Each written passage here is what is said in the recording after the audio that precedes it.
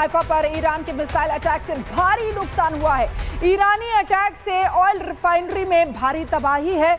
Missile hit से refinery में भीषण आग लगी हुई है। देखिए तस्वीरें आपको दिखा रहे हैं किस तरीके से ईरानी मिसाइल से ये हमला किया गया है। हाइफा में ये ऑयल रिफाइनरी जिस पर हमला किया गया है धू कर जल रही है। आग की लपटें, धुएं का गुबार यही यहाँ पर इस समय दिखाई दे रहा है, क्योंकि ईरान लगातार हमले कर रहा है। इधर इजराइल की तरफ से भी आपको बता दें कि ऑयल डिपो को, ऑयल रिफाइनरीज को निशाना बनाया जा रहा है, यानी कि जो महत्वपूर्ण जगह है उनको निशाना बनाया जा रहा है। दोनों ही तरफ से इजराइल का हाइफा शहर, जिसमें गोल घेरे के जरिए आपको बता रहे हैं अमोनिया प्लांट पर भी हमला किया गया। और दूसरी तस्वीर आप देखिए, यहाँ पर ऑयल रिफाइनरी जहां पर हमला किया गया। दो तस्वीरें आपको दिखा रहे हैं जिसमें लगातार ये युद्ध और भी भीषण होता जा रहा है। जहां इंपॉर्टेंट पॉइंट्स को निशाना बनाया जा रहा है, वहां ईरान जो है रेजिडेंशियल एरिया को भी निशाना बना रहा है। हमारे साथ एसपी सिन्हा सर आपके पास आते हुए इसको आप कैसे देखते हैं, क्योंकि अब इकोनॉमिक स्ट्राइक जो है वो भी दोनों तरफ से शुरू हो गई है। ऑयल रिफाइनरी को निशाना बनाया जा रहा है, अमोनिया प्लांट को निशाना बनाया गया। जैसे जैसे बैटल डेवलप करता है, उसको जो डॉग फाइट स्टेज होता है, कई स्टेज में बैटल होते हैं, जो डॉग फाइट स्टेज होता है जिसमें बहुत भीषण भयंकर युद्ध का स्वरूप होता है, वही अब ये ले रहा है। और लेकिन मुझे लगता है कि ये ज़्यादा दिन ये इंटेंसिटी नहीं चलेगी। मैं उदाहरण क्यों मैं अपना इस वक्तव्य पे मेरा आधार क्या है मैं बताना चाहता हूँ।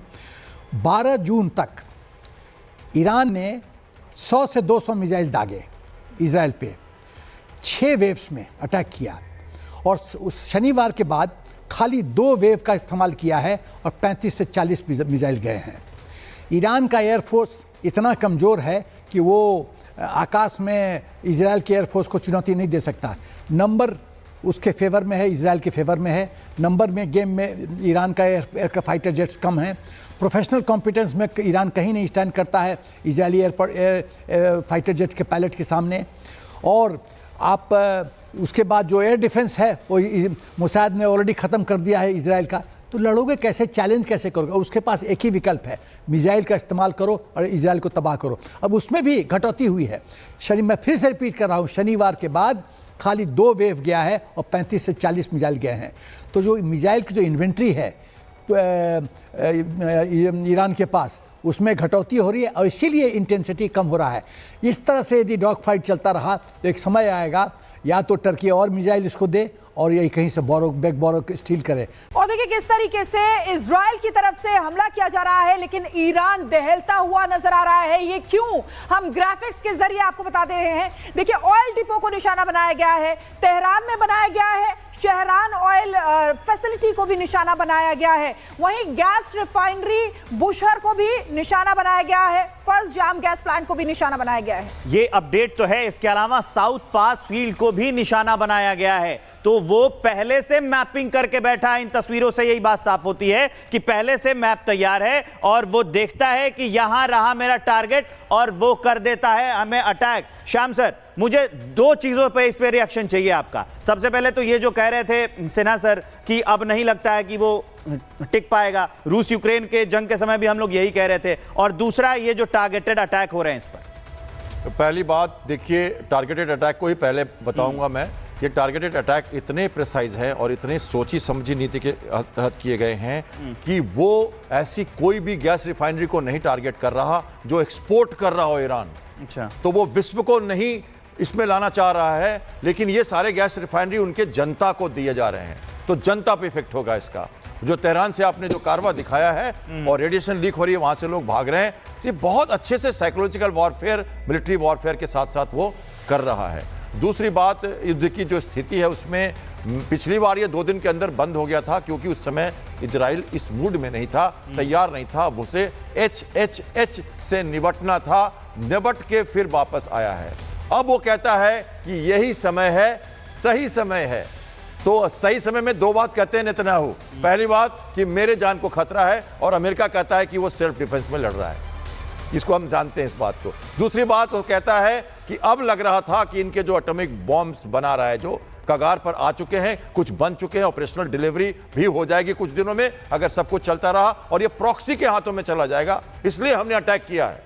तीसरी बात आपका प्रश्न कि कब तक चलेगा, तो ईरान घुटने टेकने के लिए कल बोल चुका है, रेडिएशन लीक कंफर्म हो चुका है, ऑब्जेक्टिव्स ईरान की इजराइल की करीब करीब शुरू की मीट हो चुकी है। अगर रुक भी गया युद्ध कल परसों में तो इजराइल जीती स्थिति में रहेगा, क्योंकि कॉवर्ट ऑपरेशन से ईरान को फिर भी वो मारता रहेगा। वैसे भी ईरान अब पीछे जा चुका है अपने यूरेनियम प्रोग्राम में, और इसमें विन विन सिचुएशन हर तरह से इजराइल को है। कोलेटरल डैमेजेस भी नहीं हो रहे, विश्व को नहीं ला रहा, वो ऑब्जेक्टिव से इसके साथ लड़ रहा है, लेकिन ईरान वॉर ऑफ हेट्रेड लड़ रहा है, सभ्यता को मिटाने की कोशिश कर रहा है, जिसमें कोई देश उसके साथ नहीं आ पाएगा। बिल्कुल सर, बड़े और महत्वपूर्ण पॉइंट्स जो हैं वो आप बता रहे हैं। इधर इजराइल और ईरान के बीच भीषण संग्राम लगातार जारी है। दोनों देश एक दूसरे को बड़ा नुकसान पहुंचाने का दावा कर रहे हैं। वहीं इस युद्ध को लेकर अमेरिकी राष्ट्रपति डोनाल्ड ट्रंप का दावा है कि इजराइल और ईरान के बीच में वो शांति बहाल करा देंगे। ये बड़ा दावा अमेरिकी राष्ट्रपति ट्रंप ने किया है। वो कह रहे हैं कि हम ही इन दोनों के देश में शांति बहाल कराएंगे। रिपोर्ट उस पर आपको दिखाते हैं।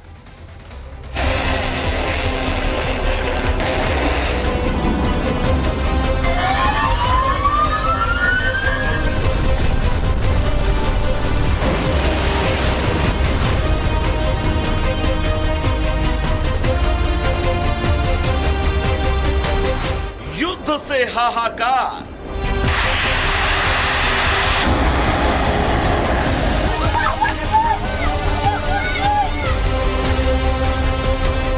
ट्रंप क्यों हुए लाचार। एक तरफ इजराइल तबाही पर आमादा है तो दूसरी तरफ ईरान भी सीना ताने खड़ा है। दोनों ही देश एक दूसरे को तबाह करने की कोशिश में जी जान से जुटे हैं।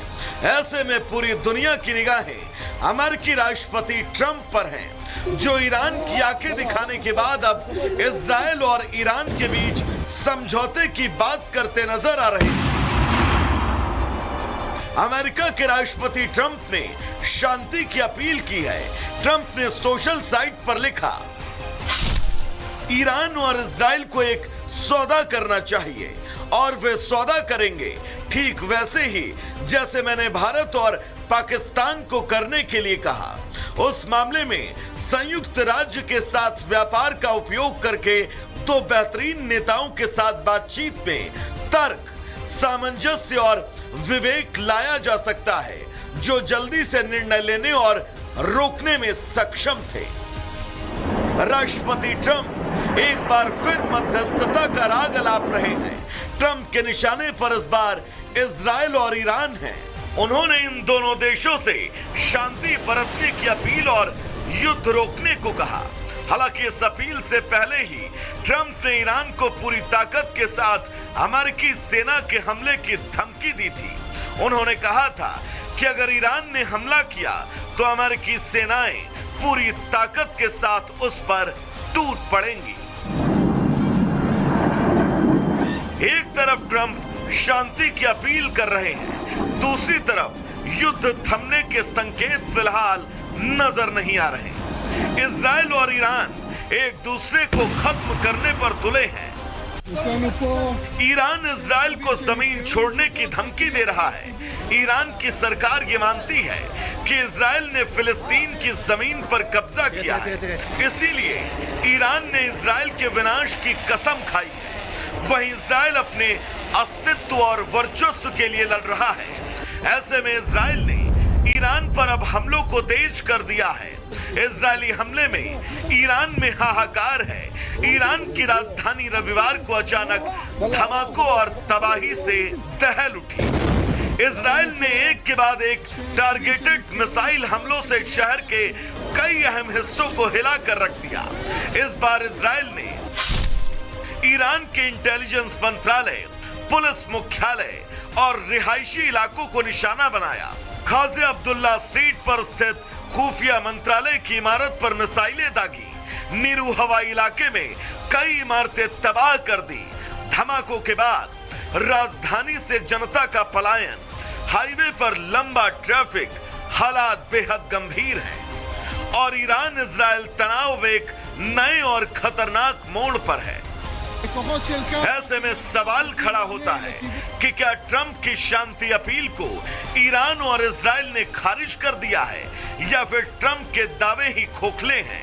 क्या ट्रंप की शांति की डुगडुगी मिसाइलों की आवाज में दब कर रह जाएगी या मिडिल ईस्ट में शांति बहाल कराने में ट्रंप की कोई भूमिका होगी? इस पर अब दुनिया की निगाहें हैं। Bureau report, Republic Bharat.